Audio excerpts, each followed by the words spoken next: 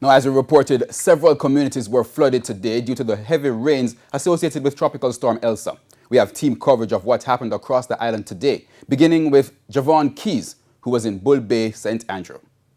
A tense few hours for many as they watched the passage of Tropical Storm Elsa. Residents of Bull Bay, St. Andrew have been on edge for weeks based on past experiences. Things were a little different this time around for some in those areas, except here, close to the Bob Marley Beach Bridge in 9 Miles Bull Bay. The Bull Park River flows below it. The water could pass when we got there, but it was a different story when the residents woke up. The residents have came out this morning from after 6 to remove the debris from underneath the bridge so that the water could have space to run. The Chinese tunnel and the board, a lot of stuff came down from 10 miles in the gully and so on. So if they never remove the stuff, all over here so would have been flooded out. Some of the debris still left to tell the tale. Dawn, however, wasn't so lucky. I wasn't feeling well, so I was laying down. And when I wake up, I open the window and see a bowl of water coming from all about.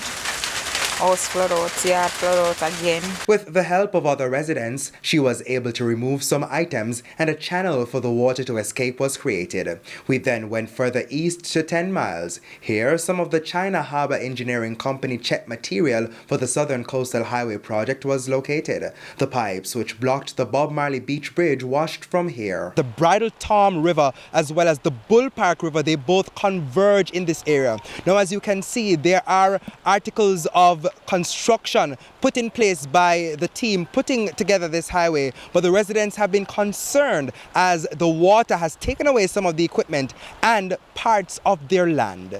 But the whole of my back part of my home is gone. Water wash it away.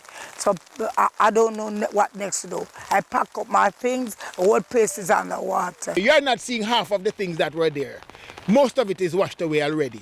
And that, of course, is lack of sense, and I would have to say lack of knowledge of what was happening. And I still say there should not be a lack of knowledge because the works agency is quite aware of the situation with these rivers. They're hoping some work can be done to protect what's left of their land as the hurricane season progresses.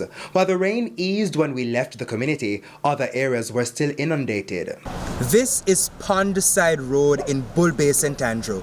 Hard to tell as we are surrounded by water. Many of the houses in the community are also surrounded and the residents are concerned as the adjacent pond oftentimes overflows its banks, and because the water isn't moving now, they're concerned that if the rain persists, they'll be flooded. The pond is a catchment for water coming from the hills. A few properties beside the pond were already underwater. The pond needs a bigger drainage. There's a long time that was in things, and that pond too small now for the amount of water coming out. Now, as the hurricane season continues to progress, they're hopeful that the authorities will put things in place to ensure that they are not in harm's way. Javon Keys reporting from Bull Bay, St. Thomas for TVJ News.